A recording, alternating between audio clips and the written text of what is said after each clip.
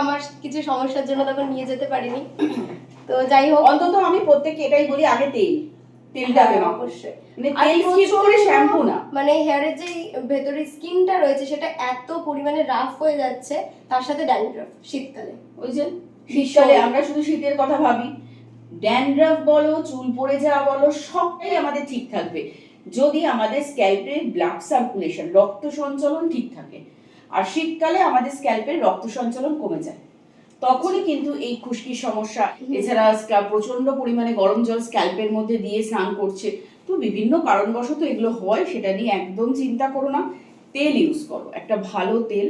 আমাদের দি কুইনের এই যে হেয়ার অয়েলটা ভীষণ পপুলার, কেন জানো? কারণ এই তেলটা কিন্তু অন্য সব তেলের মতন চটচটে না, ভারী না, পোড়া না।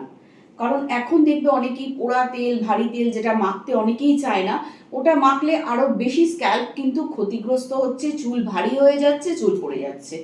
তো একটাই জিনিস বলবো, যে পোড়া জিনিসের কি গুণগত মান ঠিক থাকে? একটা তেল যদি পুড়ে যায়, একটা ড্রাই হার্বস যেটা এত উপকারী, সেটা যদি পুড়ে যায় পুরোটাই, তাহলে কি করে তার গুণগত মানটা ঠিক থাকবে? যাই হোক, এটা আমরা মনে করি দি কুইন, সেই কারণে আমরা কিন্তু তেলটাকে পোড়াই না। আমাদের যে তেল সেটা হচ্ছে পুরোটাই হেয়ার অয়েলটা গ্রেপসিড অয়েল, আঙুর ফলের দানার তেল, ভীষণ কার্যকারী। আর সমস্ত কিছু ইনগ্রিডিয়েন্টস কিন্তু এই তেলের কন্টেনারের মধ্যেই রয়েছে, আমরা ছেঁকে আলাদা করে রেখে দিই না।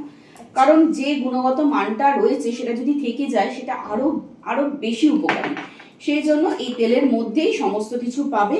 রোজ তেলটা অ্যাপ্লাই করবে স্ক্যাল্পের মধ্যে, কখনোই চুলে দিয়ে নষ্ট করবে না তেল।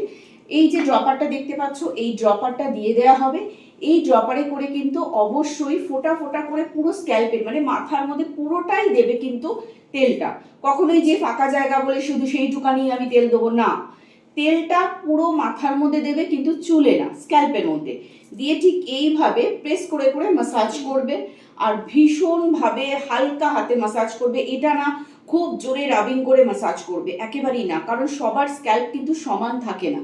একে স্ক্যাল্প হয়ে গেছে উইক, তার মধ্যে তোমরা তেল দিয়ে ভালো করে চাম্পু করছো, মানে যেটা হয় না, মাসাজ করছো জোরে জোরে, তো সেটাতে কি আরো বেশি চুল পড়ে যায়।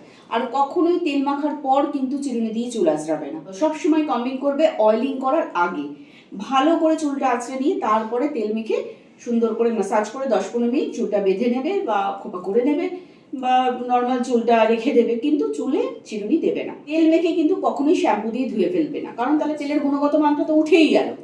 তো তেলটাকে রাখবে যত, তত বেশি কাজ দেবে। আর শ্যাম্পু করবে একদম লাইট ওয়েট হালকা শ্যাম্পু, কন্ডিশনার যুক্ত শ্যাম্পু, সেটাও কিন্তু দি কুইন তোমাদেরকে দিয়ে দিচ্ছে। দি কুইনের এই কন্ডিশনার যুক্ত শ্যাম্পু দিয়ে ভালো করে চুলটা ধুয়ে নেবে। দেখবে কন্ডিশনার দেয়া থাকে বলে চুলটা ভীষণ সফট আর স্মুথ হয়ে রয়েছে। এরপরে আফটার শ্যাম্পু এই কেরাটিন প্রোটিনযুক্ত হেয়ার সিরাম অ্যাপ্লাই করবে।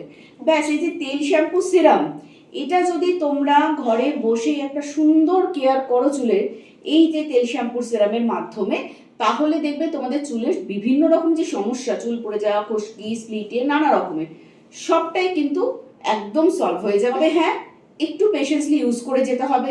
আমরা কখনোই বলবো না একটা ফাইল মাখো আর মাখতে হবে না, এটা কোনো মেডিকেটেড না, কোনো মেডিকেটেড প্রোডাক্ট না। এগুলো হচ্ছে ন্যাচারাল, যেটা তোমরা কন্টিনিউ যত ইউজ করবে তত তোমাদের রেজাল্টটা আরো বেশি বেটার পাবে।